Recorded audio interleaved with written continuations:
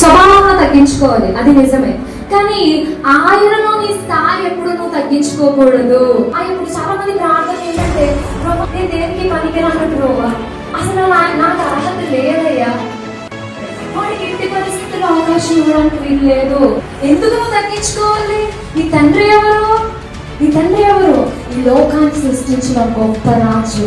ఆమె ఆ రాజు యొక్క కుమారుడివి నువ్వు. అలాంటప్పుడు నువ్వు ఎందుకు తగ్గించుకోవాలి? నువ్వు అనాలి, నేను యేసయ్య యొక్క బిడ్డని, ఆమె నేను యేసయ్య యొక్క కుమార్తెని. ఆమె ఇప్పుడు దేవుడు అంటున్నాడు, నేను ఎన్నుకున్నాను. 1 పేతురు 2:9 అంటాడు దేవుడు, ఈ దేవుడు అంట మనల్ని ఎన్నుకున్నాడంట, ఆయన ఏర్పరచుకున్నాడంట. ఈరోజు లోకం నిన్ను తృణీకరించిందని నువ్వు దేవుడికి బిడ్డ కాకుండా పోవు. నీ బంధువులు, నీ స్నేహితులు నీకు నమ్మిన వారిని వదిలేస్తారని నువ్వు ఆయన బిడ్డవి కాకుండా పోవు. ఎందుకంటే ఆయన మీద ముద్ర వేస్తాడు. హల్లెలూయా. అలాంటప్పుడు నువ్వు ఎంత సంతోషంగా ఉండాలి? నిరాశతో ఉండడానికి వీలు లేదు. ఆయన ఎన్నుకున్న బిడ్డలంట ఆయన ఆరాధించేటప్పుడంట సంతోషంగా ఉండాలంట. ఆమె హల్లెలూయా. ఈరోజు మనందరం ఇక్కడికి ఎందుకు వచ్చాం? టు ప్రైజ్ గాడ్, అంతేనా? దేవుణ్ణి ఆరాధించడానికి. ఆరాధించినప్పుడు మనలో ఏముండాలి తెలుసా? కృతజ్ఞత భావం ఉండాలి. ఆమె ఆరాధన అంటే నీ కష్టాన్ని గుర్తు తెచ్చుకొని, నీ బాధను గుర్తు తెచ్చుకుని ఏడ్ చేయడం, కన్నీరు కాచేయడం కాదు.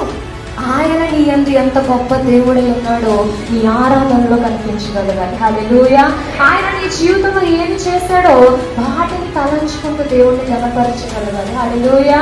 ఆయన ఎలాంటి దేవుడు అంటే, నువ్వు ఎక్కడైతే అవమానం పొందావో, నువ్వెక్కడైతే పడిపోయావో నేను అక్కడే తలగా ఉంచేది. హల్లెలూయా. ఆయన ఎలాంటి దేవుడు అంటే, ఏదైతే నిషేధించబడిన రాయో మూలకి దానినే తలరాయిగా.